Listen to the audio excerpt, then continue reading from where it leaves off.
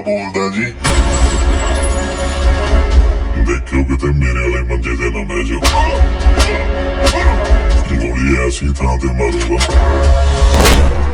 ਵੀ ਸੱਜੇ ਪੁੜੇ ਨਾਲ ਖੱਬਾ ਪੁੜਾ ਮੈਚ ਨਹੀਂ ਕਰਨਾ ਇਸ ਮੰਜੇ ਤੇ ਬੈਠਣ ਦਾ ਜਿਹਦਾ ਹੱਕ ਹੈ ਨਾ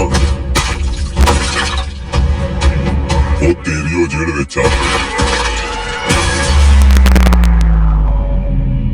ਤੇਰੀ ਉਹ ਭੈਣ